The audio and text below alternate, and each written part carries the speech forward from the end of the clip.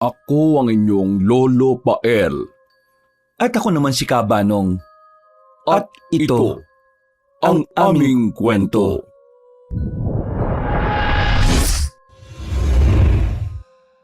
Kasama ni Norla ng kanyang ina at kapatid na tahimik na namumuhay sa isang liblib na baryo. Sa kabila nun, hindi nila inaasahang magkakaroon ng kakaibang karamdaman ng kanyang ate Helena. Sinubukan nilang ipagamot ang dalaga pero walang gustong tumulong sa kanila. Hanggang sa nakilala nila ang dalawang albularyong gagamot sa kapatid niya. Ang mga taong magiging dahilan para madiskubre kung bakit nagkasakit si Helena at siya ring tutulong sa kanila para bumalik sa dati nilang buhay. Nay, ano po bang nangyayari rito? At bakit ang ingay po ninyo ni Ate Helena? Kanina pa napapadaing sa sakit ng ulo at tiyan ng Ate Helena mo, Norlan. Hindi ko nga rin alam kung ano nangyayari sa kanya eh. Nagulat na lang ako nang magsisigaw siya. Nay! Norlan! Tulungan niyo ako! Hindi ko na talaga kaya ang sakit ng ulo at tiyan ko eh. Namumutla na rin po kayo, ate. Parang tinutusok ang ulo ko ng kung anong matulis na bagay. Yung tiyan ko naman, hinahalukay at namimilipit. Kung gano'n, ate, hindi po talaga maganda ang lagay ninyo. Nay, mukhang kailangan po nating ipatingin si Ate Helena sa albularyo.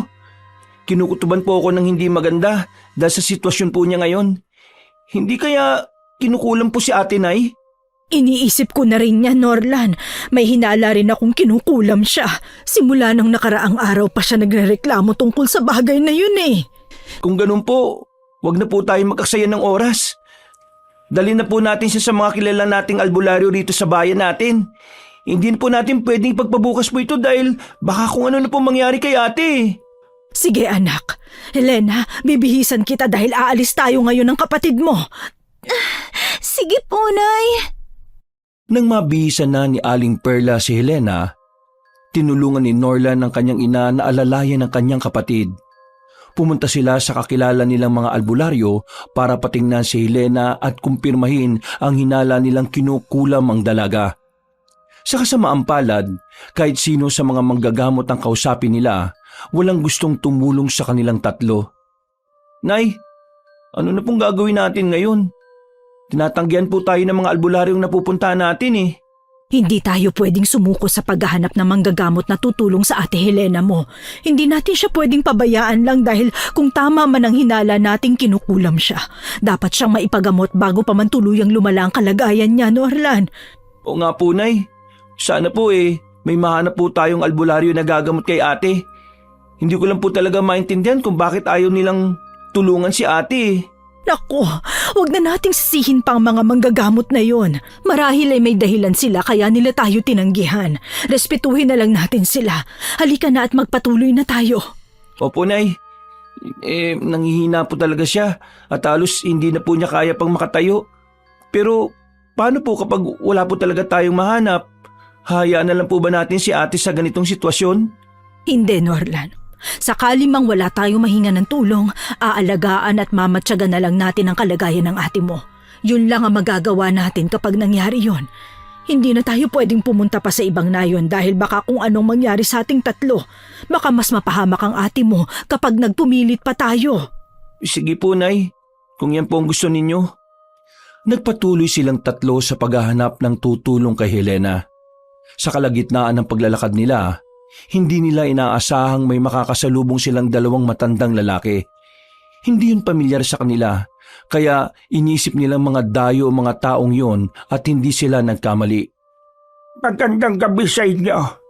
Pwede ba kami magtanong sa inyo kung may nalalaman kayong bahay na mauupahan naming dalawa ng kaibigan ko?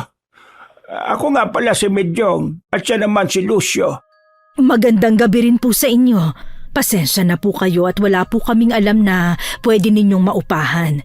Isa pa po, nagmamadali kami ng mga anak ko kaya hindi po kami pwedeng makipag-usap sa inyo ng matagal. Sandali lang, Medyong. Mukhang may hindi magandang nangyayari sa dalagang kasama nila eh. Alam kong ramdam mo rin ito. Paniguradong kailangan nila ng tulong. At kung may tutulong man tayo sa kanila, huwag na tayong magdalawang isip. Teka lang po. Ano po bang ibig niyong sabihin? Ramdam namin ni Lucio na may kakaiba sa babaeng kasama ninyo. Base sa sitwasyon niya, pansin naming mahina ang katawan niya at may iniinda siyang karamdaman. Tama po kayo sa sinabi nyo. Hindi nga po talaga maganda ang sitwasyon ng ate ko eh. Hinala po kasi namin eh, kinukulam po siya. Mukhang matutulungan namin kayo ni Lucio. Mga albularyo kami na kaibigan ko. Kaya kung nais ninyo pwede naming tingnan ang dalagang yan at kumpirmahin kung kinukulam nga siya. Ay, Diyos ko! Mabuti naman kung ganon. Sige po, sumama na po muna kayo sa bahay namin. Tumango ang dalawang albularyo sa sinabi ni Aling Perla. Nagsimula na silang maglakad noon pauwi sa bahay ni Norlan. Nagpakilala naman ang mag-ina sa dalawang lalaki at ikinuwento ang buong sitwasyon ni Helena. Nang makarating sila roon, kaagad nilang pinahiga ang dalaga ng mga sandaling yon ay wala ng malay. Pwede ba ninyo akong ikuha ng batya na may lamang tubig, Perla? Oo naman po, Kamejong. Sandali lang po at babalik po ako kagad dito. Kamidjong, ano po bang gagawin nyo kay Ate Helena? Tatawasin ko siya nang sa ganun makumpirma natin kung talagang kinukulam nga siya. Posible rin kasing iba pang bagay ang ginagawa sa kanya at nagsisimula na itong pagpapahirap sa kanya. Gagaling naman po si Ate Helena ko, hindi po ba? Oo naman, Norlan. Kung maagapan nating magamot ang Ate Helena mo, paniguradong babalik siya sa dati.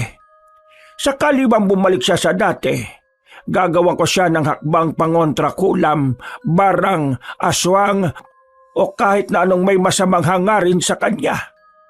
Nagpapasalamat na po ako sa inyo, Kamidjong.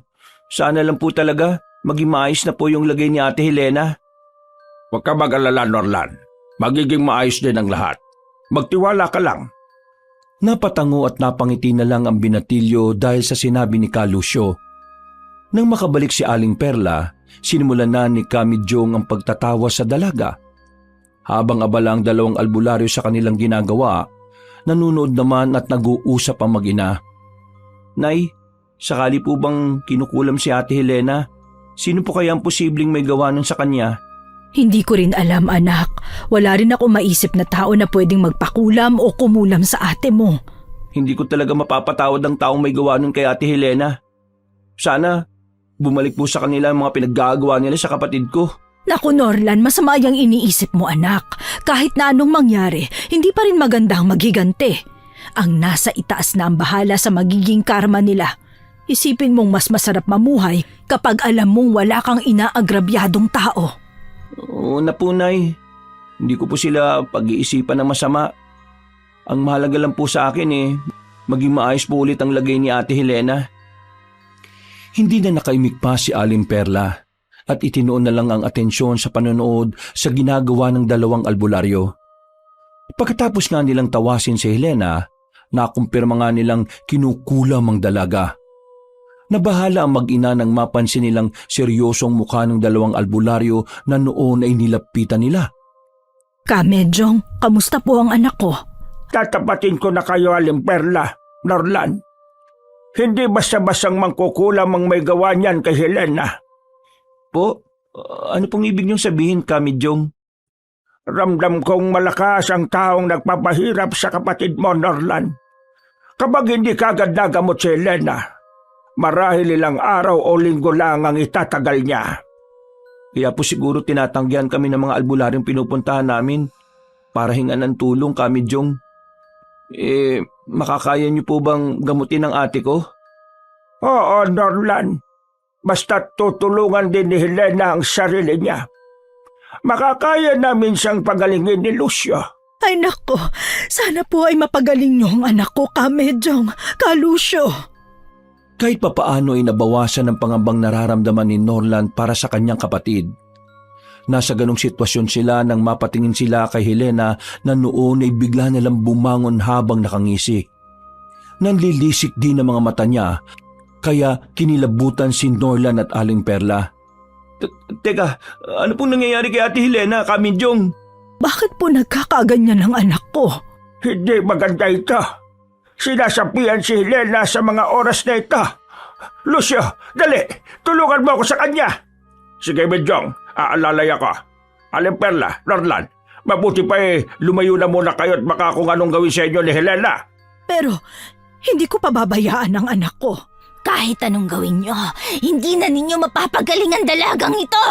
Unti-unti siyang manghihina hanggang sa magawa ko siyang paslangin! Sino ka at bakit mo pinapahirapan ang dalagang ito? Sabihin na nating binabayaran ako para pahirapan siya. Kahit na ano pang gawin ninyo para tulungan siya, sisiguruhin kong hindi kayo magtatagumpay! Sinusubok tayo na magkukulam na yan, Midyong.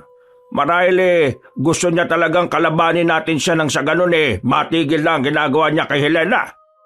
Hindi ka rin magtatagumpay sa binabalak mo sa dalagang ita. Ngayong nakausap na kita at sinabi mo na ang pakay mo sa kanya, gagawin ko ang lahat para mabigo kang paslangin ng babae kita. Pinanindigan ng balahibo sina Aling Perla at Norlan dahil sa narinig nilang paghalakhak ni Helena. Napakuyom naman ng palad nila ang dalawang albularyo dahil doon. Pero naging kalmado pa rin sila habang kinakausap ang mangkukulam na sumapi sa dalaga. Hindi naman maiwasan na mag-ina na mag-alala para kay Helena. Sabihin mo sa amin kung anong kailangan mo para tigilan ng dalagang ita. Habang hindi pa kami gumagawa ng hakbang, may pagkakataon ka pang baguhin ang binabalak mong gawin sa kanya. Kahit kalabanin ninyo ako, hindi niyo ako mapapatigil sa bagay na nasimulan ko na. Hindi ako natatakot sa inyo dahil mukhang mahihinang albularyo lang naman kayong dalawa! Huwag mo kaming subukan. Dahil kapag kami na kumilos kahit saan pa ang pinagtataguan mo'y hahanapin ka namin. Huminahon ka lang, Lucio. Mas lalo ka lang iinisin ng mangkukulam na yan sakaling magpakita ka ng inis o galit sa kanya. Kahit na magkaharap-harap pa tayo, hindi niyo ako masisindak.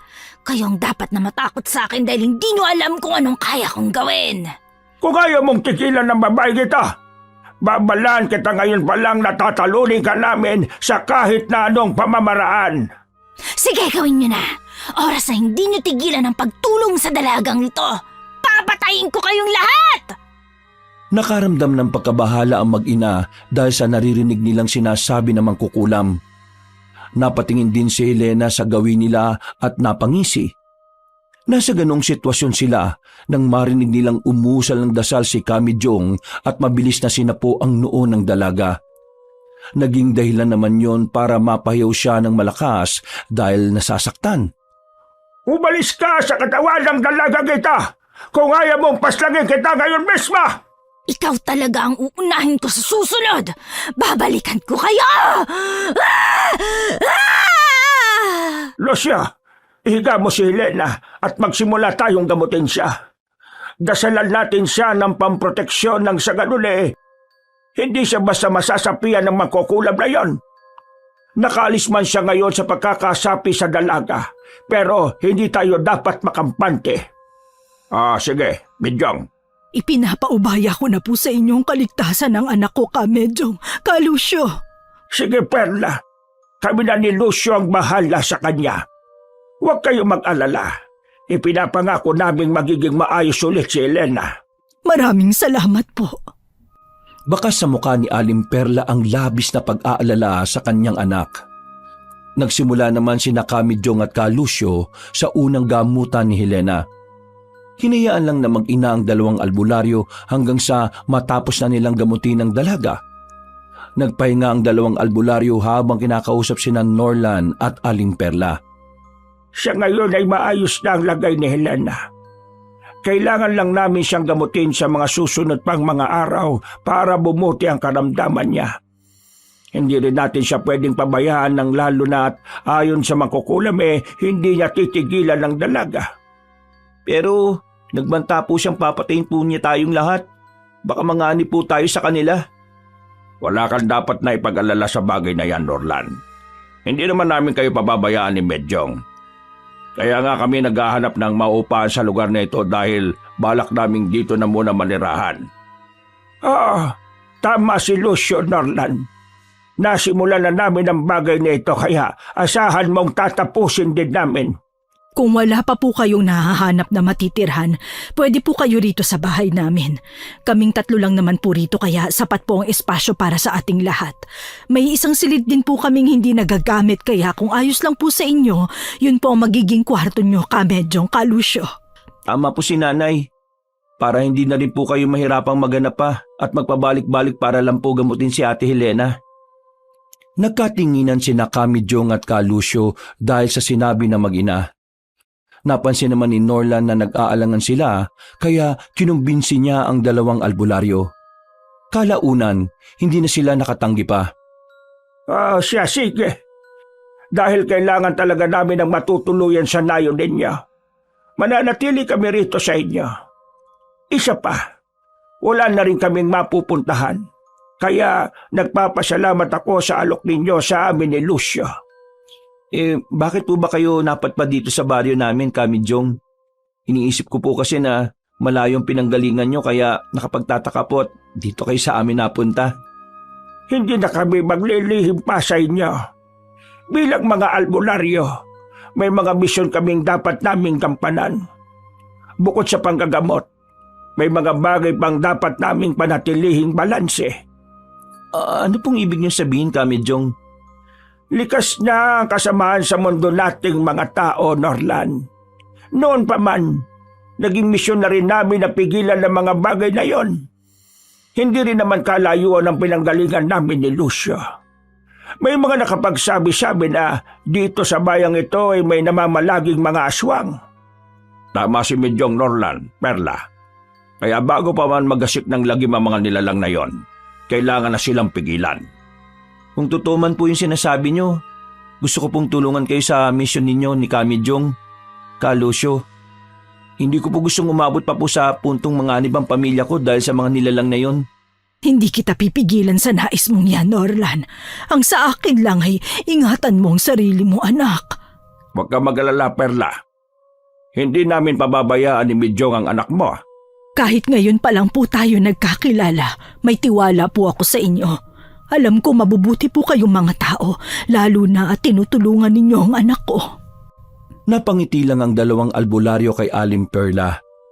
Nagpahinga na sila ng mga oras na yon. Nanatili sina Kamidyong at Kalusyo sa bahay nila at tinutukan ang panggagamot kay Helena na unti-unti naman bumubuti ang kalagayan. Habang inaasikaso ang misyon nilang paghahanap sa mga aswang kasama si Norlan, sinusubukan din nilang hanapin ang mangkukulam na nagpapahirap sa dalaga. Isang beses, ginabi sila sa daan. Nako, ginabi na naman tayo nag-uwi. O nga po, Kamidyong. Mabuti na lang po, ginamot niyo muna si Ate Helena bago po tayo umalis. Kahit papano kampante na rin po kami ni nanay. Lalo na't unti-unti na pong umaahis ang kalagayan niya. Hindi pa rin natin pwedeng kaligtaan ang bagay na yon. Marahil sa ngayon hindi pa ulit kumikilos ang mangkukulam na nagpapahirap sa ate mo. Pero alam kong hindi niya pa rin titigilan ng kapatid mo. Wala ba kayong kilala na pwedeng gumawa nun sa ate mo, Norlan? Binabayaran ng mangkukulam na yon kaya baka may kapamilya kayo na pwedeng gumawa nun sa kanya. Wala po akong maisip, Kalusyo Wala naman pong kaaway si ate at maging kami ni nanay. Malalaman din natin ng tungkol doon sakaling mahanap at makaharap na natin ang mangkukulam na yon. Sa ngayon, gawin na lang natin ang mga bagay na makakatulong kay Helena. Opo, Kamidyong. Sige po. Habang nag-uusap at nasa kalagitnaan ng daan ng 3 malapit sa gubat, sa hindi inaasahan ay may narinig silang malakas na iyak. Nagpalinga-linga sila pero wala silang nakitang bata sa paligid. Napagpasya nilang 3 na hanapin ang pinagmumula ng iyak. Sumunod na lang si Norlan kina Kamidyong at Kalusyo na magsimula silang maglakad. Mukhang sa loob ng kagubatan nagmumula ang pag-iyak na naririnig natin. Hindi kaya may naiwang bata roon? Hindi tayo sigurado sa bagay na yan, Medyong. Hindi rin natin alam kung totoong bata ba talaga ang may gawa ng pag-iyak o pinaglalaroan tayo ng ibang elementong nakatira sa gubat na yan. Malalaman natin yon kapag nakarating tayo ron. Maging alerto na lang tayong 3 Nang sa ganun ay hindi tayo mabigla sa kung anumang posibleng atake sa atin. Tama ka. Norlan, dito ka sa gitna namin ni Medyong. Ihanda mo na lang din ang sarili mo. Opo, Ka Lucio. Ano naman po ang gagawin natin sakaling bata nga po yung may gawa ng pag-iyak na yan? Ka Medyong, Ka Lucio. Tutulugan natin siya. Pero sakaling ibang elemento ang may kagagawan niyan, lalabanan natin siya. Sige po, kayo po ang bahala. Susunod na lang po ako sa sasabihin ninyo. Nagpatuloy sila sa paglalakad papasok sa kagubatan. Nang naroon na sila ay naging alerto at mapagmatsyag silang tatlo. Nakahanda na rin ang kanilang mga itak na dala nila. Unti-unti namang humihina ang pag-iyak na naririnig nila. Nang tuluyan nilang matunto ng pinagmumulan ng ingay na yon, nagkaroon ng kakaibang pakiramdam ang dalawang albularyo. Hindi maganda ito. Mukhang mapapalaban tayo sa lugar na ito. Ano pong ibig niyo sabihin, Ka Medyong? Ramdam kong may kakaibang enerhiya sa paligid natin.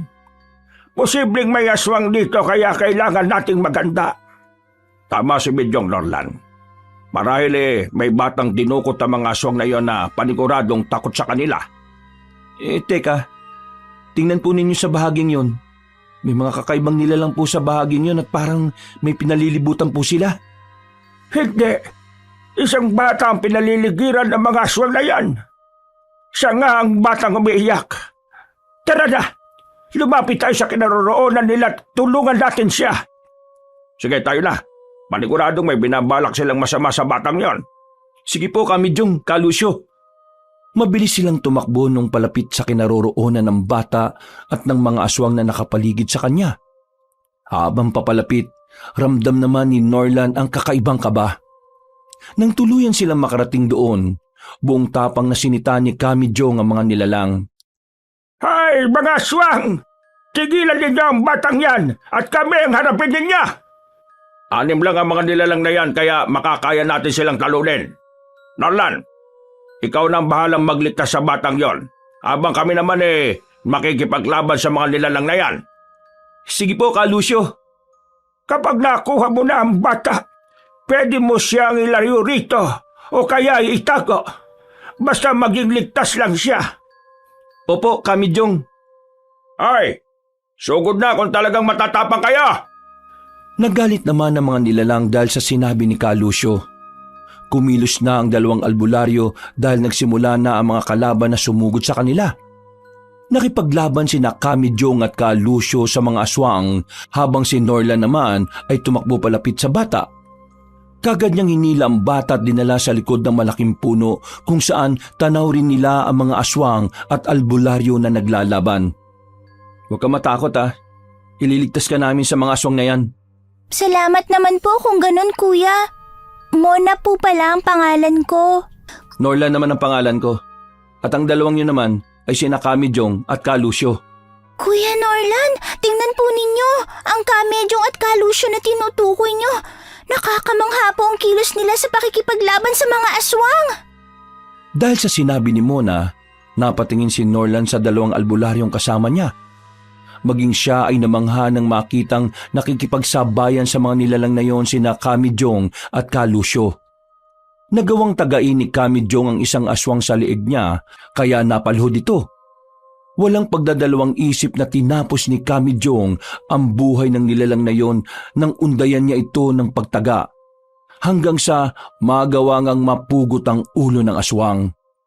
Hindi ako pwedeng tumunganga lang dito, Mona. Kailangan kong tulungan sina Ka Medyong at Ka Lucio na makipaglaban sa mga aswang na yon. Kung gusto po ninyong tulungan sila, Kuya Norlan, iwan na lang po ninyo ako rito. Magtatago na lang po ako rito at hindi aalis. Basta kahit na ano mangyari huwag kang aalis dito. Babalikan kita rito, sakaling magawa na namin patayin ang mga aswang na yon. Sige po, Kuya. Huwag po kayong mag-alala sa akin. O siya, sige. Aalis na ako, Mona. Tumungo lang si Mona kay Norlan. Mabilis namang tumakbo ang lalaki para lapitan sina Ka Medyong at Ka Lucio. Nilingon pa niya ang batang babae na nakatanaw lang sa kanya. Nang tuluyang makalapit si Norlan sa dalawang albularyo, sumugod din siya sa mga kalaban. Nagulat naman sila dahil sa ginawa ng lalaki. Norlan, bakit may iniwan ang batang yan? Posibleng manganib siya lalo na at baka makita siya ng mga aswang na ito. Gusto ko lang po kayong tulungan eh. Huwag po kayong mag-alala dahil hindi po aalis si Mona sa pinagtataguan niya. Nandito na si Norlan Medyong. Hayaan na lang natin siyang tumulong sa atin.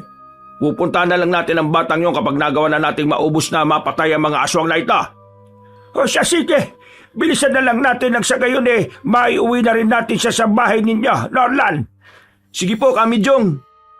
Nang umatake ang mga aswang sa kanila, nakipaglaban na silang tatlo.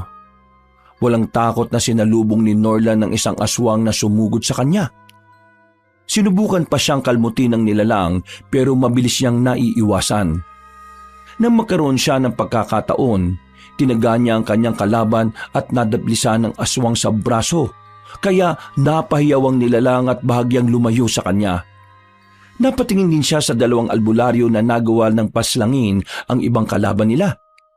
Hindi na dapat makatakas pa ang mga aswang na ito. Tapusin na natin sila.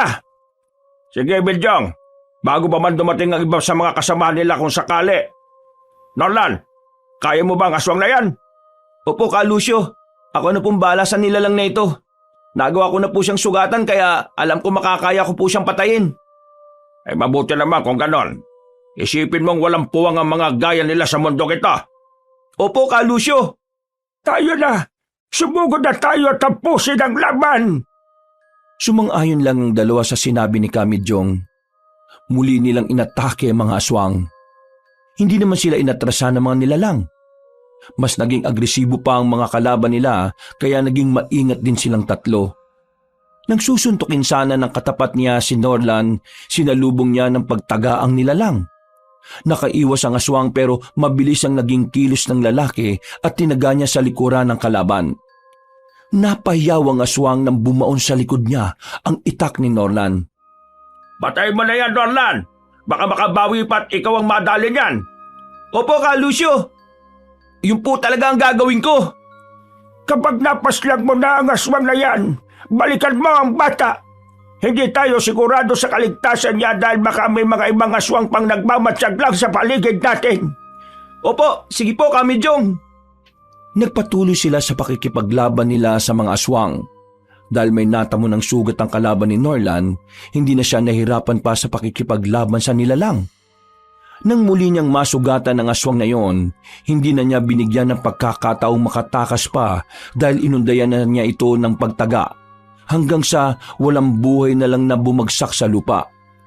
Napatingin si Norlan sa mga kasamahan niya at maging ang dalawang albularyo ay natalo rin ang mga kalaban nila.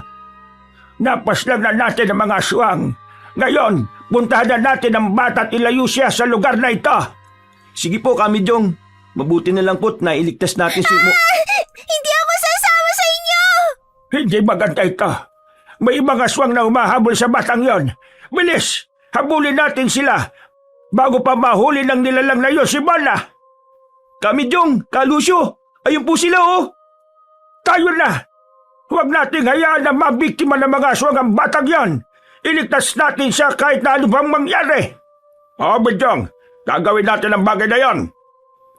Mabilis silang tumakbo para sundan ng aswang at si Mona na naghahabulan. Sinubukan nilang lapitan noon ang batang babae para hindi siya mahuli ng nilalang, pero huli na silang tatlo. Nagawang nahuli ng aswang na yon si Mona at tinangay palayo sa kanila. Hindi po dapat makalayo ang aswang na yon, Kamijong, Ka Lucio. Kailangan po natin mabawi si Mona sa kanya. Oo, Norlan. Dahil kapag hindi natin nabawi ang batang yon, magiging pagkain siya ng mga aswang. Awawa siya kung sasapitin din niya ang sinapit ng ibang mga biktima ng mga nilalang na yon. Ang mabuti pa mas bilisan natin ang pagtakbo ng sa ganun mahabol natin sila. Walang titigil sa atin hanggat hindi nababawi ang bata. Opo, Kamijong. Sige, Medyong. Hindi sila tumigil sa paghabol sa aswang na tumangay lalo na at naririnig nila ang panakadakang pagsigaw ni Mona. Nakarating sila sa pusod ng gubat noon pero hindi pa rin tumitigil ang aswang sa kanyang pagtakbo. Nakaramdam ng pagkabahala si Norlan para sa kaligtasan ng batang babae. Kalaunan, dahil sa pagsunod nila sa nilalang, hindi nila namalayang nakaabot na sila sa bahagi ng gubat kung saan may isang kubong nakatirik. Nagpalinga-linga rin noon ng aswang kaya nagtago silang tatlo. Paliguradong sa kubong yung dadalhin ng aswang na yan ang bata. May kakaibang enerhiya pa akong nararamdaman na masasabi kong mas malakas kung ikukumpara sa mga nilalang na nakalaban natin kanina. Ano pong ibig niyo sabihin, Kamidyong? Posibleng may ibang mas malakas na nilalang ang nasa loob ng kubong yan. Marahil siya ang pinuno ng mga aswang na ito at nag-utos na mambiktima ang kanyang nasasakupan. Tama si Midyong, Norlan. Kaya hindi tayo dapat magpadalos-dalos sa mga kilos natin. Nanganganib na ang batang yon kaya huwag nating dagdagan ng dahilan para mas mapahamak pa siya. Sige po, Kalusyo, Kamidyong. Sabihin lang po ninyo sa akin kung ano pong gagawin ko. Manatili lang muna tayo rito at manmana ng aswang na yan. Kapag nakapasok na siya sa kubo, saka na tayo kikilos para alamin kung anong naroon. Mag-iingat lang tayo, Midyong. Mararamdaman nila ang enerhiya natin kaya manatili pa rin tayong alerto. Oo, Lucio. Alam mo na ang gagawin natin para masolusyonan ng bagay na yon. Napatango na lang si Kalusyo sa sinabi ni Kamidyong. Dahil sa pag-uusap nila, hindi nila napansing wala ng malay ang bata na hawak ng aswang. Hindi na nila inalis ang tingin nila sa nilalang hanggang sa bumukas ang pinto ng kubo at pumasok siya roon. Nang makapasok na ang aswang at nakasarado na ang pinto, nagpasya naman ang tatlo na lumapit doon. Nagdahan-dahan lang sila para hindi sila makagawa ng kahit na anong ingay. May inusal ding dasal noon sina Kamidyong at Kalusyo. Dito na lang muna tayo sa likod ng punong ito. Mas malapit naman ito sa kubo kung ikukumpara sa pwesto natin kanina. Kailangan natin alamin kung ano ang nangyayari sa loob ng bahay na yan. Baka kung ano na ang ginagawa nila kay Mona. Pero sabi po nyo kanina, mararamdaman po tayo ng mga aswang na yun. Ibig sabihin, malalaman po nilang nakalapit na tayo rito. Huwag mo nang alalahanin pa yon, Norlan. Nagawa na namin ng paraan ni Lucio ang bagay na yon. Oh, ano pong ibig nyo sabihin? Nag-orasyon na kami para sa tagabulag. Ibig sabihin, hindi tayo makikita ng mga aswang na yon o mararamdaman man lang. Malaya tayong gawin kung ano man ang nanaisin natin para makakalap ng impormasyon tungkol sa kubo at sa mga nilalang na naroon. Gagamitin din natin ang pagkakataong ito para mailigtas si Mona. Kung ganun po panigurado magtatagumpay tayo sa gagawin natin yun. Hindi na nakaimik pa ang dalawang albularyo at nanatili silang nagmamatsyag sa kanilang paligid. Ilang sandali ang nakalipas, nagpasya silang maghanap ng butas kung saan pwede nilang silipin ang loob ng kubo. Kahit tahimik doon, alam nilang may kakaibang nangyayari sa loob. Nang makahanap sila, kagad silang sumilip doon. Ganun na lang ang gulat nila nang makita ang batang babae na nakahiga at may dalawang taong nakabantay sa kanya. May ibang binabalak sila sa bata. Hindi tayo dapat tumunganga lang dito at hayaan silang magtagumpay. Pedyong, kailangan natin pag-isipan ang magiging kilos natin. Isang pagkakamali lang natin posibleng mas manganib ang bata dahil sa atin. Alam kong hindi mo gustong mapahamak ang mga gaya nila, lalo na't may apo ka rin noon na pinaslang ng mga aswang. Sana matuto ka na sa pagkakamaling nagawa mo nang magpadalos-dalos ka sa kilos mo ng mga panahon na yon. Tama ka naman sa sinabi mo, Lucio.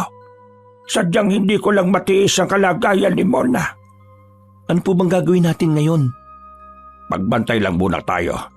Alamin natin kung ano ang susunod na gagawin nila. Kapag iniwan nila si Mona, saka na tayo papasok para kunin siya. Ayos lang ba yun, Midyong? Kung mas makabubuti yan sa sitwasyong ito, sige, yun ang gagawin natin. Nagmatsyag sila sa susunod na gagawin ng dalawang tao sa loob ng kubong yon. Habang abala sila sa kanilang ginagawa, nakarinig sila ng mga pag-angil sa kanilang likuran. Napalingon silang tatlo at nagulat nang makita ang 4 na aswang at isang amalanhig sa kanilang likuran. Nakatingin at nakaabang sa kanila kaya naging alerto na lang din sila. Muling umangil ang mga nilalang na yon, kaya kanya-kanya na silang pwesto at paghanda. Ano pong nangyari? At bakit parang nakikita po tayo ng mga aswang na yan? Kamidyong, Kalusyo. Hindi pwedeng mangyari ito. marahil ay nagawang kontrahin ng orasyong ginawa namin ni Lucio. Tama nga tayong hindi basta-basta nilalang ang nasa loob ng kubong yan. Ano pong gagawin natin? Siguradong kakalabanin tayo ng mga aswang na ito. Malalaman ng mga tao sa loob na narito tayo. Paniguradong mas mapapahamak si Mona. Wala na tayong magagawa kung hindi ang lumaban, Norlan. Kailangan nating tapusin at patayin ang mga aswang na ito para mailigtas ang bata. Hindi na nakaimik pa si Norlan sa sinabi ni Kamijong. Muli namang nagsiangilan ng mga aswang nakaharap nila, kaya bagya silang napatakbo palayo sa kubong yun. Hinabol sila ng mga aswang at ng amalanhig, kaya nang masukol sila ng mga nilalang, wala na silang nagawa pa kung hindi ang makipaglaban sa mga ito. Bidyong, ako nang bala sa dalawang aswang na ito. Kaya ko na silang labanan. Ako din po makikipaglaban sa dalawa pa, Kamijong. Kung ganon, wala na akong magagawa pa kung hindi harapin ang amalanhig na yan. Sige na, labanan na natin sila. Sige po, Kamijong. Bidyong, tara na.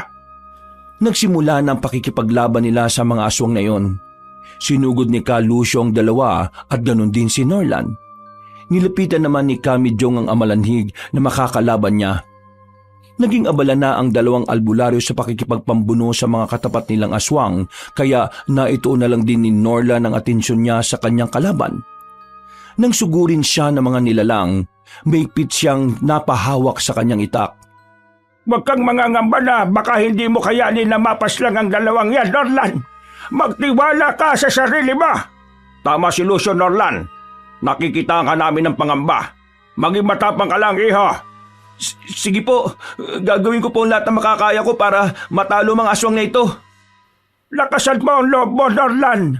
Sige na, ipakita mo sa kanilang walang puwang ang takot at awa sa mga nilalang na gaya nila.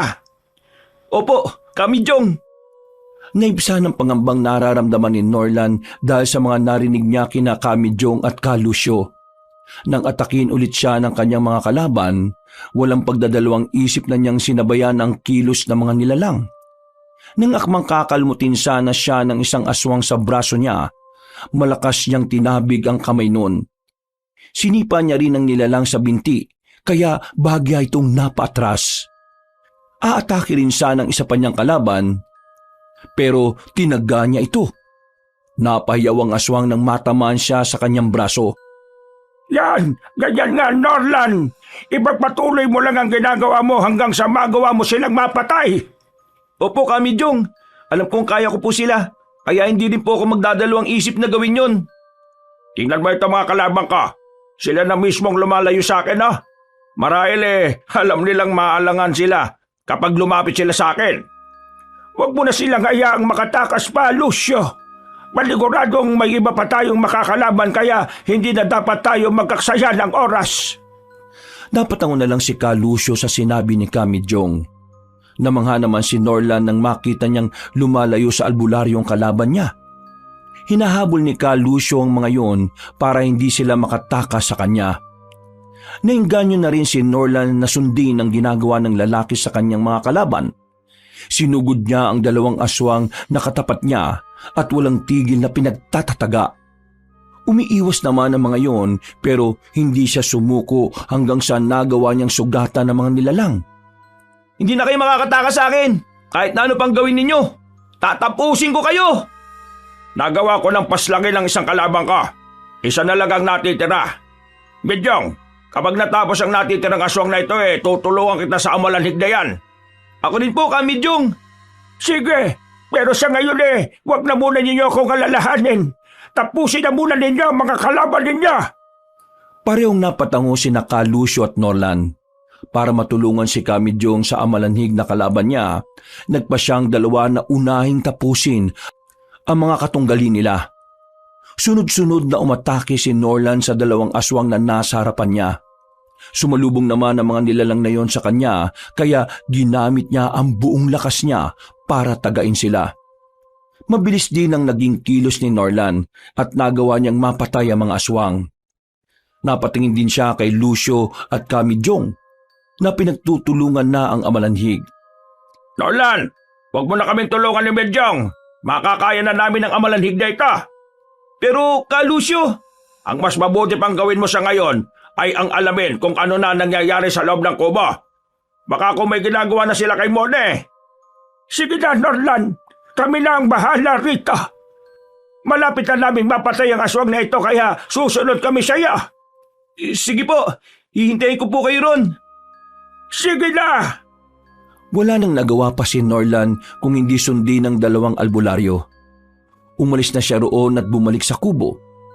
Nang makarating siya roon, kaagad niyang sinilip ang nangyayari sa loob. Nabahala siya nang makitang may ginagawang ritual ang isang matanda kay Mona. Gusto sana niyang pasukin yon para pigilan pero nag-alangan siya. Naisip niyang balikan ng dalawang albularyo para sabihin ang nalaman niya. Hindi pa man siya nakakalayo sa kubo, natanaw naman niya sina Kamidyong at Ka Lucio na tumatakbo na palapit sa kanya. Kamidyong, Ka Lucio, mabuti naman po't nandito na po kayo. Napatay na po ba ninyo yung amalanhig? Oo, Norlan. Nagawa namin pugutan ng ulo ang nilalang na yon, kaya natalo namin siya. Ay teka, mukhang hindi ka mapakali. May problema ba? Yun na nga po yung sana sasabihin ko eh. Mukhang malaki po yung problema natin ngayon. Eh bakit? Ano bang ibig mong sabihin, Norlan? Si Mona po, mukhang niriritualan po siya ng matandang babae sa loob ng kubo. May ginagawa po siyang hindi maganda sa bata. Sinasabi ko na nga ba eh. Lucio, hindi na ako magpipigil pa. Kailangan na nating pasukin ang kubong yon para tulungan ng bata.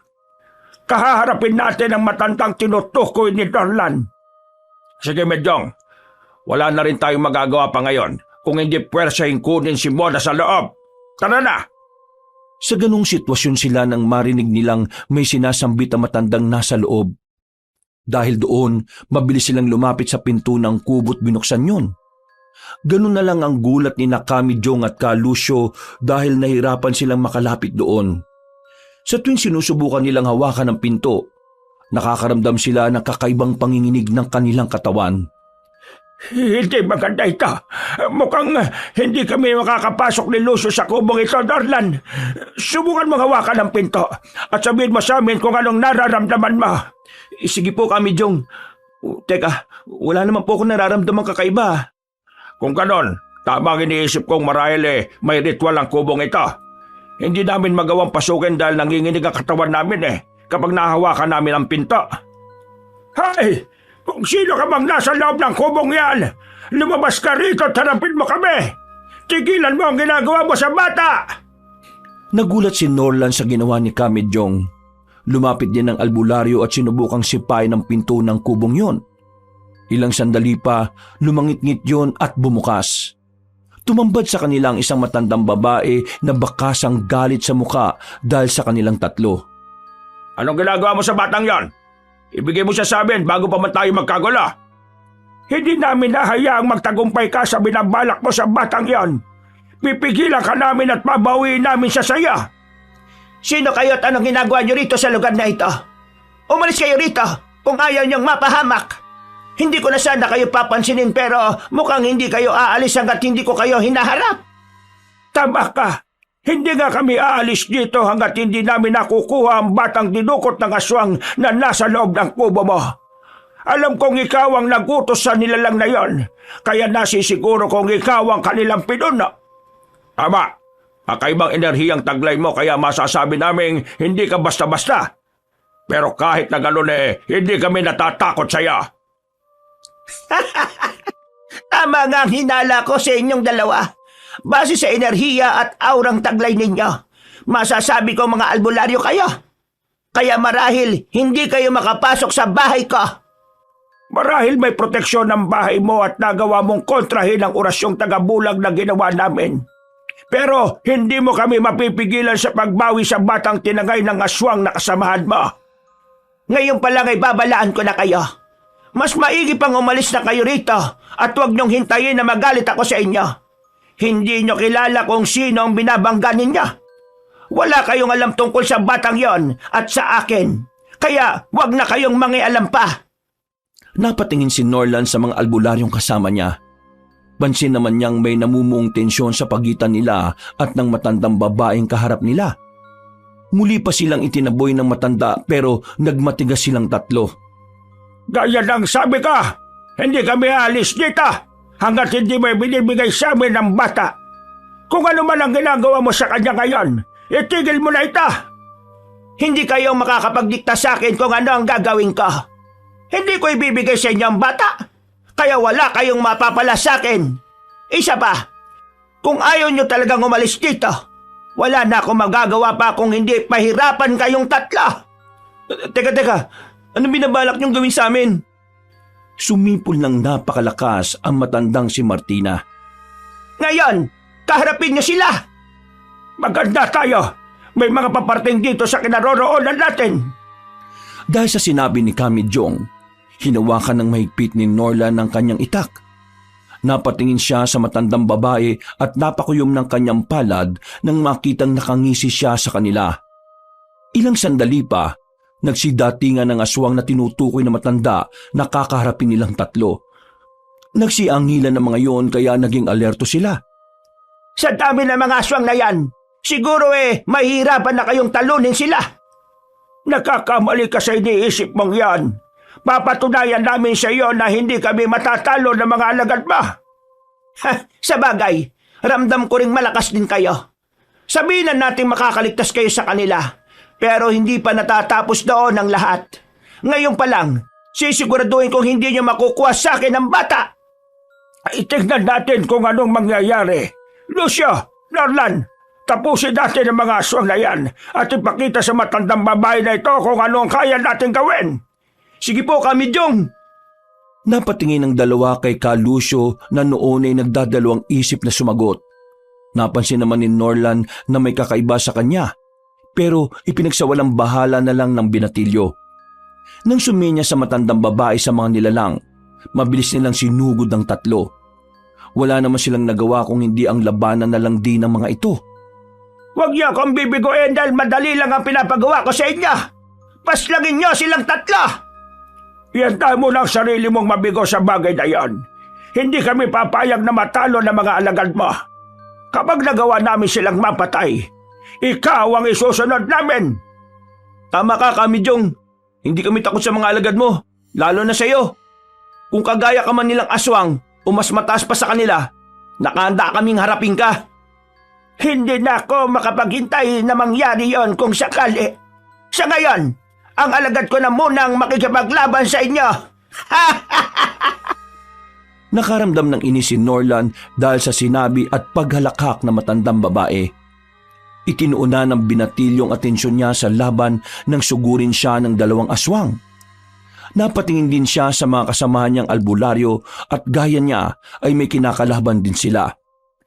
Pinanood lang sila ng matandang babae habang nakikipaglaban sila sa kanyang mga alagad.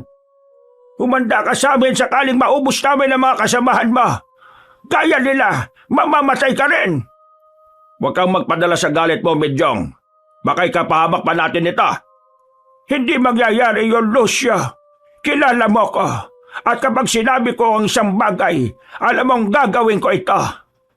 Mukhang hindi yata umaayon sa iyo ang kasama mo. Marahil ay alam niyang matatalo kayo kahit na ano pang gawin ninyo. Nakakamali ka sa bagay na yon.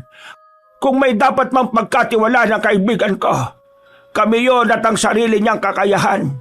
Alam naming matatalo namin kayo kaya ihanda mo na ang sarili mo sa paghaharap natin. Ngumisi lang ang matandang babae at napatingin kay Ka Lucio. Kaagad naman nag-iwas ang albularyo kaya nagkaroon ng masamang kutob si Norlan base sa naging kilos nilang dalawa.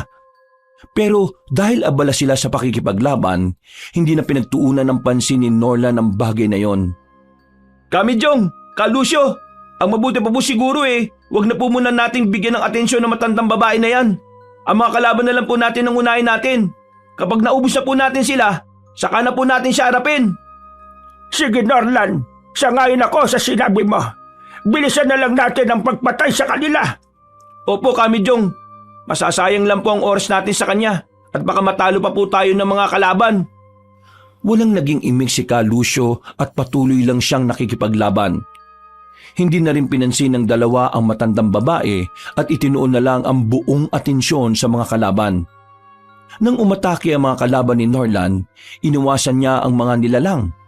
Dahil mabilis ang kilos sa mga aswang na yon, nahirapan din siya. Kahit na ganon, hindi pinanghinaan ng loob ang binatilyo. Sinikap niyang gumanti ng atake sa kanyang mga kalaban. Para mabilis mong mapatay ang mga kalaban, Norlan, puntiryahin mo na lang ng pagtaga ang leeg nila. Opo, Kamidyong. Yun po ang gagawin ko. Hindi ko na po bibigyan ng pagkakataon ng mga kalaban kong ito na mabuhay pa kapag nagawa ko po silang tamaan sa mga leeg nila. Yan, ganyan nga, Norlan.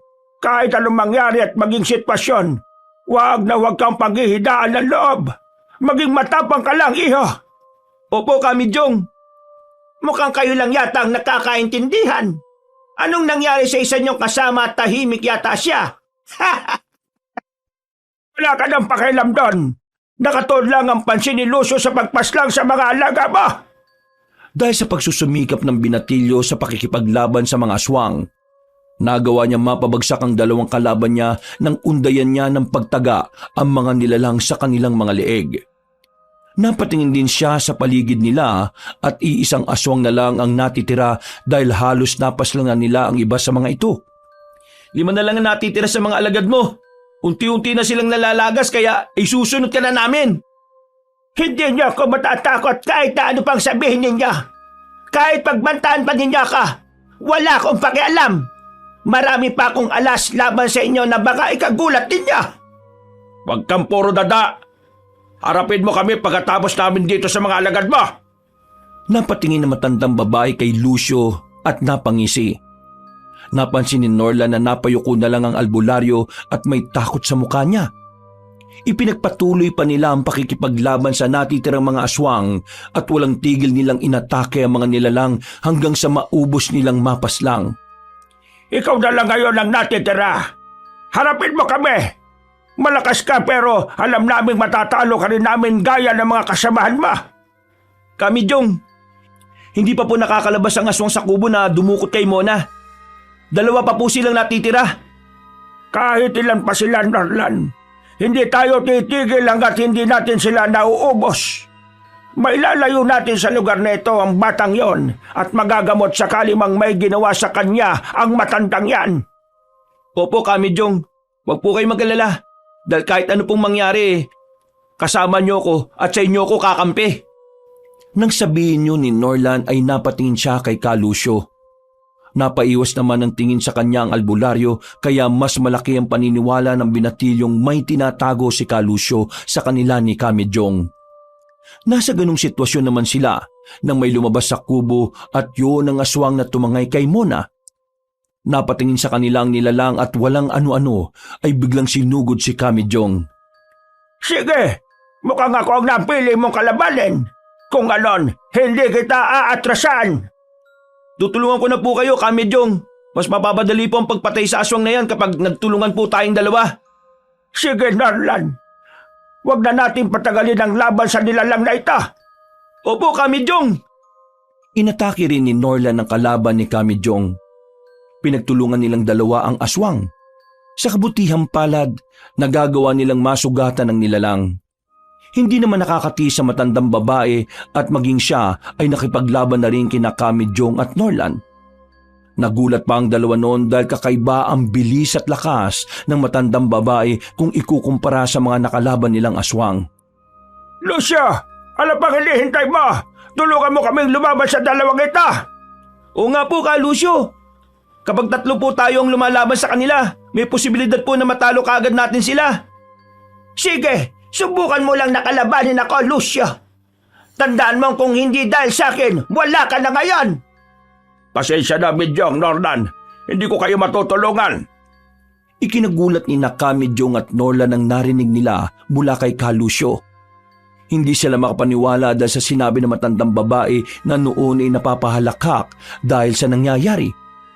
Kahit na ganun, hindi naman nagpatinag ang dalawa. Patuloy silang nakipaglaban sa matandang babae at sa isa pang aswang kahit walang tulong ni Lucio.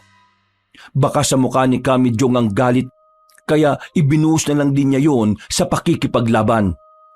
Hindi kita mapapatawad sa ginawa mong ito! Ha! Talagang wala kang alam sa simulat sa pool, Medyong. Ang dali lang ninyong manipulahin kahit naturingan kayong mga albularyo. Patayin kita! Sige, tingnan natin kung mangyayari yan. Lucio, huwag kang tumunga nga lang dyan. Kalabanin mo ang dalawang ito. Mamili kayong dalawa. Lalabanan niyo si Lucio o tutuluyan kong patayin ang dalagang yan. Ha! Sinasabi ko na nga ba? Ikaw rin ang kumukulam kay Helena. Hindi talaga nagkamali ang hinala ko. Kaya pala parehong enerhiya ang nararamdaman ko sa iyo at sa mangkukulam na sumapi sa dalaga dahil ikaw pala yan. Napatras ng bagya si Norland dahil sa nalaman niya tungkol sa matandang babae. Hindi niya inaakalang kaharap na pala niya ang mangkukulam na nagpapahirap sa kanyang kapatid. Noon din ay napagtanto niyang ang matandang yon ang hinahanap ng dalawang albularyo at siya ang namumuno sa mga aswang. Ang ipinagtataka lang noon ni Norland ay kung bakit nakikipagsanib puwersa si Ka Lucio sa matandang mangkukulam. Huwag niyong hintayin na tuluyan ko ang babaeng yan. Lucio, sumugod ka na. At kayong dalawa, lumabang kayo sa kanya. Hindi niya pwedeng hadlangan ang binabala ko sa batang yan. Hindi mo kami madidiktahan ang gagawin namin. Gaya ng sabi ko nung una pa lang, hindi ka magtatagumpay sa balak mo sa bata. Kamidyong, baka po gawin talaga niya yung sinasabi niya kay Ate Helena. Hindi po pwedeng mamatay ang kapatid ko. Napasigaw na lang si Kamidyong dahil sa galit. Walang ano-ano rin, mabilis na sumugod sa kanila si Ka Lucio. Wala na silang nagawa kung hindi labanan ng isa't isa. Kahit ayaw man ni Kamidyong at Norland kalabanin si Ka Lucio, hindi nila pwedeng baliwalain ang banta na matandang mangkukulam. Sinugod ng dalawang albularyo ang bawat isa habang si Norland naman ay nakikipaglaban sa aswang na kasama ng matandang babae.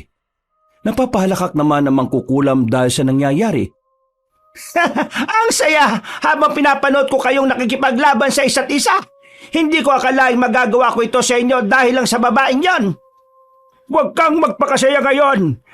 Baka magulat ka na lang at hindi talaga umaayon sa plano mo ang lahat. Buo ng loob ko, Midyong. Simula ngayon, magiging kaaway na ninyo ko. Noong pa man may hinanakit na ako sa iyo kaya ngayong pagkakataon ko nang mapatay ka. Hindi na ako magdadalawang isip na gawin yon kahit ay tinuturing din kitang kaibigan. Kung yon ang gusto mo, ganun din ako sa iyo, Lucio. Sa ating dalawa, ako ba rin ang mananalo? Muling nagpambuno ang dalawang albularyo sa isa't isa. Napuno ng ingay mula sa nagkakalansingang itak ang gubat na yun. Sa pagkakataong yun naman, natuwa si Norland dahil nagawa niyang masugatan ng aswang na kalaban niya nang mataga niya ang nilalang sa dibdib. Hindi na niya inaksaya ang oras niya at tinapos na ang aswang na yun. Inundayan niya ng pagtaga ng buong lakas hanggang sa malalim na bumaon sa liig ng nilalang ang kanyang itak. Dahilan para bumagsak na lang ito ng walang buhay. Tulungan ko na po kayo, Kamidyong. Hindi na, Norland. Kaya ko nang labanan si Lucio. Ako na ang bahala sa kanya. Hayaan mo kami magtuos ni Midyong. Matagal ko na rin gustong patunayan sa kanya na mas magaling ako sa kanya. Kung ganon, ang matandang yun na lang po ang kakalabanin ko, Kamidyong. Mag-iingat ka, iho. Mas malakas kung ikukumpara sa iyo ang mangkukulam na yan. Kahit baka sa boses ni Kamidyong ang pagdadalawang isip na hayaan si Norland na kalabanin ang matandang mangkukulam, wala na siyang nagawa pa nang sumugod ang binatilyo. Nagpatuloy ang labanan nila at dahil pareho silang lahat na may kaalaman sa pakikipaglaban, nahirapan ang bawat isa sa kanila. Nasa ganong sitwasyon naman sila nang biglang umungol na malakas sa matandang babae. Kasunod nun ay ang pagbabago ng kanyang anyo. Naging butot balat siya at nakakatakot ang kanyang itsura dahil sa lumuluwa niyang mga mata. Wala rin siyang ilong dahil nasasakop ng napakalaki niyang bunganga. Kamidyong, nag-iibang nilalang po matandang mangkukulam. Ano po bang uri ng aswang siya? May lahi siyang hurusos. Tama ka, Midyong. Ang mga tulad nila ay hindi kagad malalaman na aswang dahil na pagkakamalan silang mambabarang o kaya mangkukulam. Kailangan nating mag-ingat ng gusto sa kanya, Norland. Ang mga tulad niya ay kakaibang uri ng aswang. May malalim na kaalaman sila sa barang at kulam at may taglay silang katalinuhan ng mga laman lupa. Nabahala si Norland dahil ang matandang mangkukulam ay isa rin palang aswang. Bagya pa siyang napatras noon dahil alam niyang dihado siya sakaling umatake ang nilalang na yun sa kanya. Nanatili lang na nakatingin kay Norland na matandang aswang habang patuloy na naglalaban ng dalawang albularyo. Napapangisip pa ang nilalang dahil nagdadalawang isip na makipaglaban sa kanya ang binatilyo. Ngayon ay pakita sa akin ang tapang mo, iho. Sumugot ka sa akin para malaman mo kung ano ang kaya kong gawin sa iyo. Kahit isa ka pang aswang, hindi ibig sabihin natatakot ako sa'yo. Kung ganon, ipagpatuloy natin ang naudlot nating laban. Sige, gagawin ko makakaya ko, mapabagsak ka lang. Mag-iingat ka, Norlan! Napatungo lang ang binatilyo sa sinabi ni Kamijong. Sinugod siya ng matandang aswang kaya wala na siyang nagawa kung hindi ang labanan ng nilalang. Nung una ay todo iwas lang siya noon dahil sa sunod-sunod na pag-atake sa kanya ng nilalang. Nahirapan siya dahil mas mabilis at malakas ang matandang aswang sa kanya. Kahit na ganon, hindi nagpatinag ang binatilyo at lumaban pa rin siya. Sinubukan niyang tagain ang aswang pero nagagawa siyang iwasan ng nilalang. Kung ganyan ka lang din makipaglaban, sinasayang mo lang ang oras ka. Dahil mauna ka pa sa kapatid mo sakaling pinatay kita ngayon. Bakit mo pinahihirapan ang kapatid ko? At sino nagbayad sa iyo para gawin yon? Walang nagbayad sa akin. Kasi nungalingan lang ang sinabi ko nang magawa kong kausapin ng mga albularyong yan. Sabihin na nating malaki ang makukuha ko kapag isa sa inyo ang kinulam ko. Bukod sa mga lupang makukuha ko sa inyo, mas magiging malakas ako kapag isa sa inyo ang nagawa kong patayin. Ah? Ano? Anong ibig mo sabihin? Malayong kamag-anak niyo ako, Norlan. Dahil sa inyo, naghirap ang pamilya namin noon at namatay ang mga magulang ko. Kinamkam ninyo ang mga lupain na dapat sana'y napunta sa kanila. Hindi nakaimik ang binatilyo dahil sa sinabi ng matandang aswang. Hindi niya akalaing may koneksyon pala ang nilalang sa kanilang pamilya. Nakaramdam siya ng kakaibang galit dahil alam niyang walang ginagawa ang kanyang ate Helena pero dinamay siya na matandang mangkukulam. Hindi ko mapapatawad ang ginawa mo sa kapatid ko! Matagal ko na kayong minaman-manan. Nang magkaroon ako ng pagkakataong makilala si ate Helena mo, hindi na ako nagdalawang isip na ituloy ang bala ko sa pamilya ninyo. Ipagiganti ko ang ginawa mo sa kapatid ko! Humanda ka! Hindi mo magagawa yon dahil ngayong gabi, uunahin kita! Pagkasabi ng matandang aswang, mabilis niyang sinugod ang binatilyo. Dahil sa galit ni Norlan sa kanya, hindi siya inatrasahan ng lalaki. Nang sabihin naman ng nilalang ang pakay niya sa batang babae na sinabi niyang ampon niya, mas sumiklab ang galit sa puso ni Norlan. Hayop ka! Pati batay dadamay mo sa kasamaan mo! Kung hindi lang sana siya naging pasaway sa akin, hindi siya aabot sa ganoong sitwasyon. Kung sinunod lang niya ang nais kong mangyari at maging katulad ko rin siya, at hindi nanlaban pa, hindi siya mapapahamak. Ayaw ng bata na maging isang mangkukulam at aswang kagaya mo dahil alam niyang masama kang nilalang. Hindi lang naman yon ang dahilan. Gusto niyang puntahan kayo at sabihin na ako ang nagpapahirap sa ate mo. Napakuyom ng palad niya si Norlan at maigpit na napahawak sa kanyang itak. Napatingin ang binatilyo sa dalawang albularyong kasama niya at nakita niyang pinaiibabawan na ni Ka Lucio si Kamijong kaya nabahala rin siya. Napahalakak naman ang matandang aswang dahil sa nangyayari ng mga oras na yun. Lucio, tapusin mo lang isang yan. Alam kong matagal mo na rin gustong mapabagsak si Medyong, kaya ngayon na pagkakataon para magawa mo yan. Huwag ka mag-alala, Tandang Martina. Hindi na sila makakalis dito ng buhay. Traidor po talaga kayo, Ka Lucio. Kaya pala simula nang makaharap natin ng matandang babae na ito nag-iba na ang mga kilos nyo. Hindi ko na sana binaliwala pa ang mga napapansin ko sa inyo kanina. Hindi ko kasalanan kung sobra kayong nagtiwala sa akin ni Medyong, Norlan. Wala kang alam sa mga pinagdaraanan naming dalawa. Kaya hindi mo maintindihan kung anong pakiramdam na mawala ng isang matalik na kaibigan. Nagtaka si Norlan dahil sa sinabi ni Ka Lucio. Magtatanong pa sana siya pero nauna na siyang magsalita ng lalaki. Sinabi ni Ka Lucio na mali ang akala ng binatilyo kung iniisip niyang malapit na magkaibigan silang dalawa ni Kamijong. Noon din, ikinuwento ng matandang albularyo na 3 silang makakasama pero pinaslang na mga aswang ang nakalaban nila noon ang isa sa kanila. Bakit niyo sinisisi kay Kamijong ang nangyari sa isa ninyong kasamahan noon, ha Ka Lucio? Kung hindi niya pinabayaan si Luisito noon, marahil kasama ko pa rin ang matalik kong kaibigan hanggang ngayon. Sinigip lang niya ang sarili niya at hinayaan ang kasamaan namin yon na paslangin ng mga kalaban. Alam mong ginawa ko rin ang makakaya ko para tulungan si Luisito, Lucia. Hindi ko siya binabayaan gaya ng iniisip mo. Nilaso na matandang yan ang pag-iisip mo kaya mo nagagawa ito sa akin ngayon. Pag mo isisi kay Tandang Martina kung bakit umabot tayo ngayon sa puntong tinredor kita, Midyong. Kung hindi niya ako tinulungan noon marahil gaya ni Luisito, wala na rin ako. Hindi nakaimik si Kamidyong at napatingin sa binatilyo. Inisip naman ni Norlan na marahil ay totoo ang mga sinabi ni Ka Lucio, kaya bahagya rin siyang nagulat. Kahit na ganoon, hindi niya pinag-iisipan na masama si Kamidyong.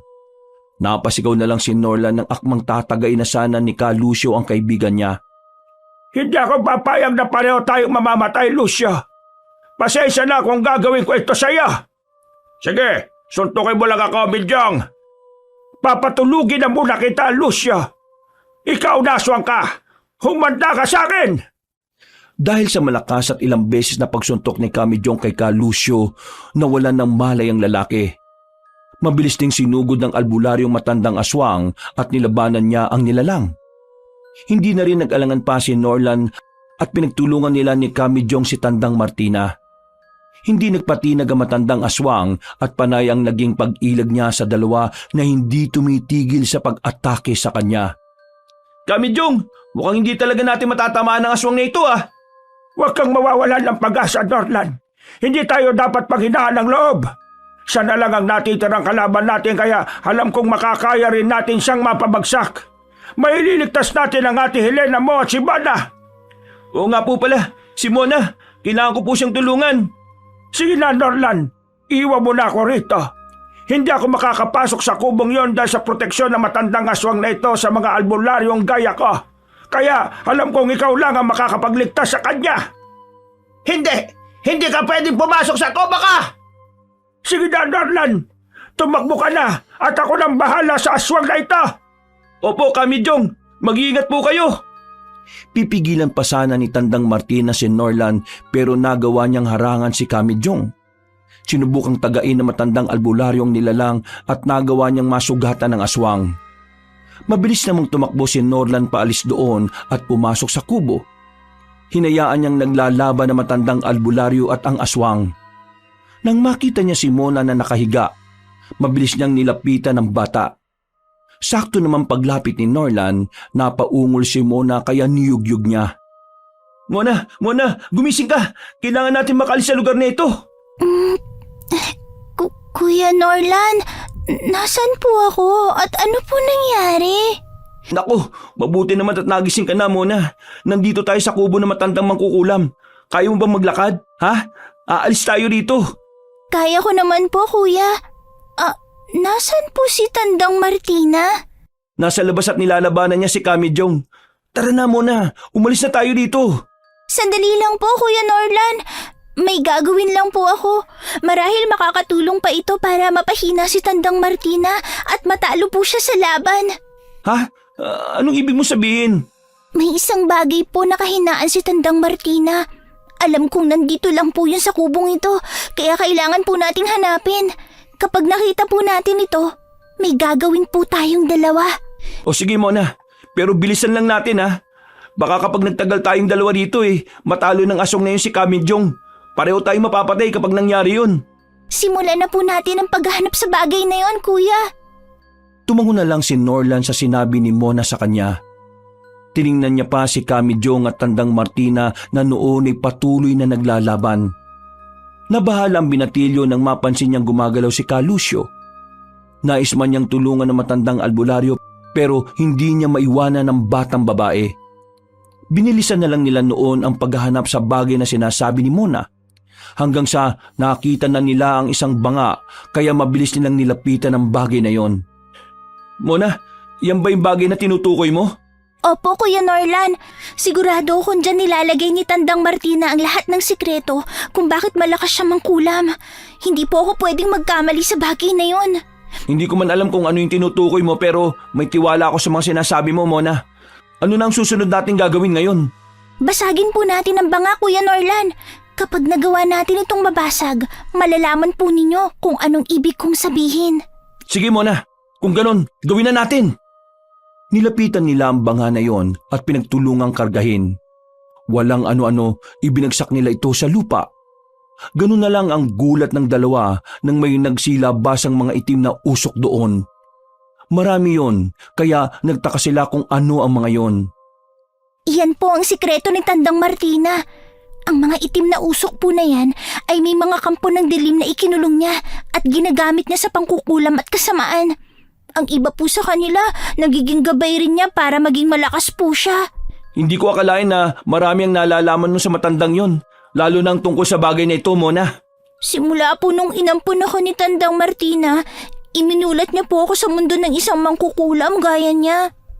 Ipinakita niya po sa akin ang mga bagay na dapat kong matutunan dahil may balak din po siyang ipasa sa akin ang lahat ng karunungan niya, pati po ang pagiging aswang niya. Hayop talaga ang matandang yun. Ngayong nagawa na natin basagin ang sikreto niyang banga, paniguradong ikakabagsak na niya ito. Tama po kayo. Manghihina po siya dahil malaya na ang mga nakakulong sa banga niya, Kuya Norlan. Hindi rin po siya tutulungan ng mga ito dahil sa pagkulong ni Tandang Martina sa kanila. Yun po ang sabi sa akin noon, kaya sigurado ako sa bagay na yon. Nang tuluyang mawala ang mga itim na usok sa loob ng kubo, narinig nila ang malakas na pagsigaw ni Tandang Martina. Walang ano-ano rin, nagsimulang masunog ang kubo ng matandang aswang kaya mabilis silang lumabas doon. Nang makalabas silang dalawa, nakita nilang nakikipaglaban na sina Kamijong at Kalusyo kay Tandang Martina. Nagtaka si Norlan sa nangyayari pero minabuti na lang niyang itago sa ligtas na lugar si Mona at mabilis na nilapitan ang mga kasamahan niyang nakikipaglaban. Walang iya ka talaga, Norlan! Ikaw ang una kang papatayin! Bago mo magawa yan kay Norlan, dadaan ka muna sa amin ni Lucia. Hindi namin palalagpasin ang lahat ng kasamaang ginawa mo, Martina. Lucia, Norlan, tayo na't magtulungan natin siya. Bidyong. Sige po, Kamijong. Hindi ko kayo aatrasan! Nakipaglaban silang tatlo sa matandang aswang. Napansin ni Norlan na medyo nanghihina na si Tandang Martina, kaya naisip niyang dalhin yun sa ginawa nila Mona. Nakaramdam naman ng tuwa ang binatilyo kaya ginanahan siyang makipaglaban sa matandang aswang. Sunod-sunod nilang sinugod ang nilalang at wala naman siyang nagawa kung hindi ang umiwas sa kanilang tatlo. Napansin ni Norlan na medyo nanghihina na si Tandang Martina kaya naisip niyang dahil yon sa ginawa nila ni Mona. Nakaramdam naman ng tuwa ang binatilyo kaya ginanahan siyang makipaglaban sa matandang aswang. Sunod-sunod nilang sinugod ang nilalang at wala naman siyang nagawa kung hindi ang umiwas sa kanilang tatlo. Ngayon, alam mong ikaw na ang dehado, Martina. Hindi ka na makakatakas pa sa amin kahit na anong gawin mo. Pagbabayaran mo ang ginawa mo sa akin. Sa amin ang mga kaibigan ko, lalo na kay Luisito, humanda ka. Huwag na natin siyang bigyan ng pagkakataong mabuhay. Tapusin na natin ang kasama niya ngayong gabi. Kamatayan ang nararapat sa iyo, Martina, kaya harapin mo ito. Sugurin na natin siya. Hindi ako magpapatalo sa inyo. Muli silang nakipaglaban sa matandang aswang. Sa pagkakataong yon, si Tandang Martina naman ang umatake sa kanila. Nagawa nilang iwasan ng nilalang pero hindi nagtagal, nakabawi silang tatlo. Natamaan sa kanyang tagiliran ng aswang ng tagain siya ni Kalusyo. Malakas din silang sinipa ni Kamijong kaya nabuwal siya sa lupa. Lucio, alam mo na ang gagawin sa kanya. Ako na ang bala sa kanya, Bijong. Norlan, maganda ka.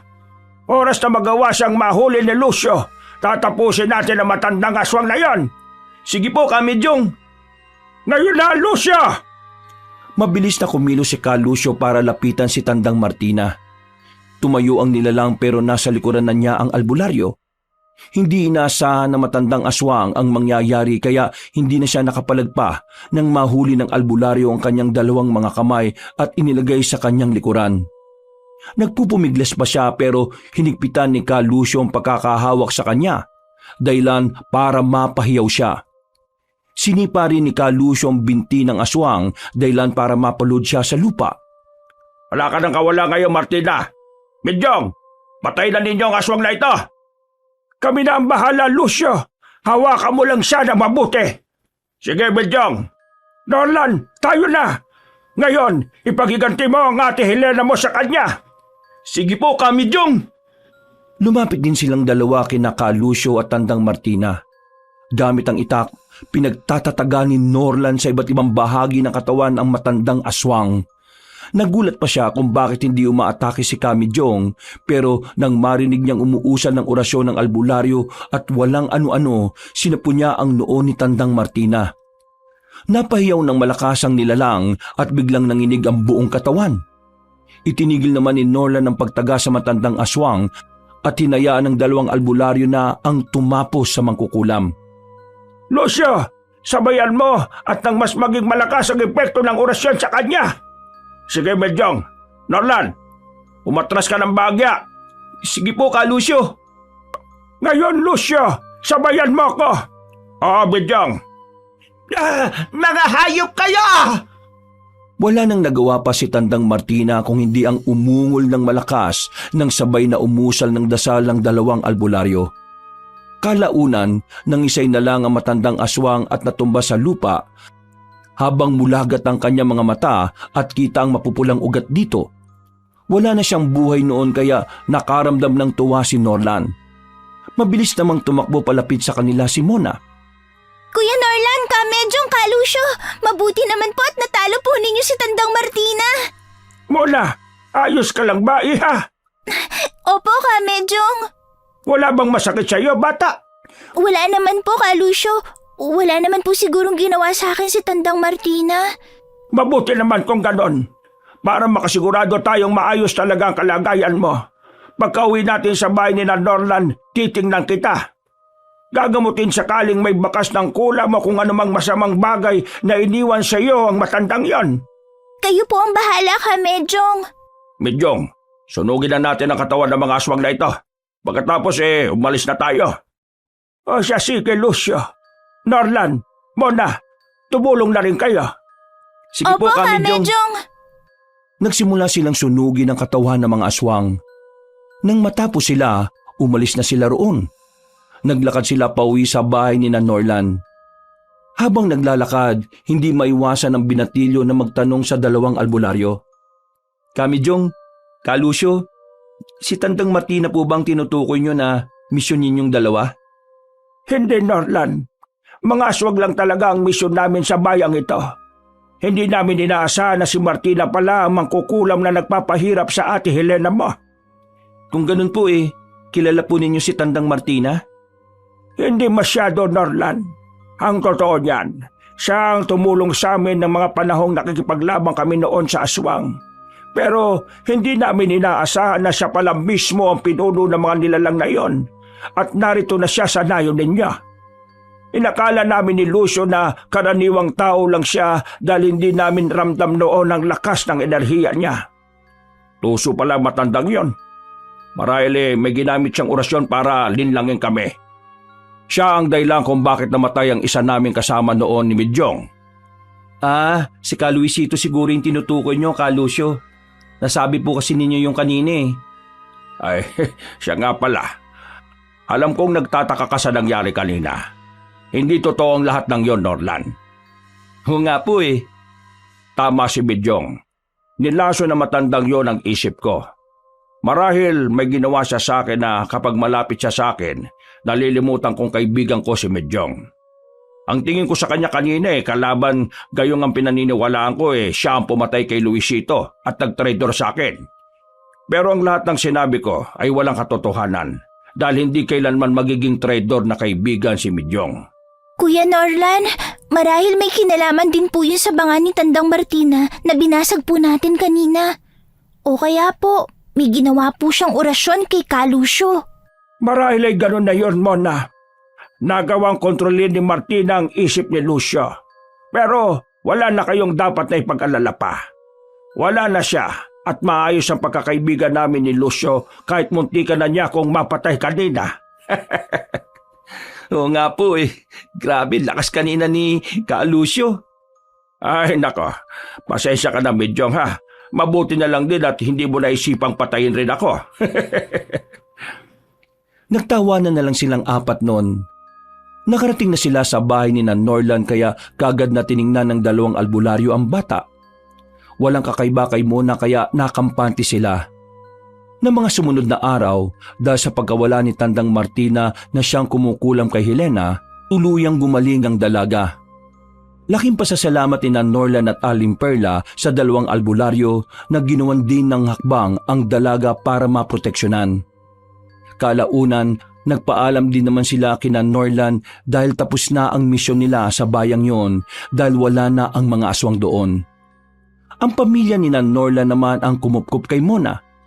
Sa paglipas ng mga taon, hindi na nakita ni Norlan sina Kamidyong at Kalusyo. Namuhay naman sila ng tahimik simula noon. Wakas.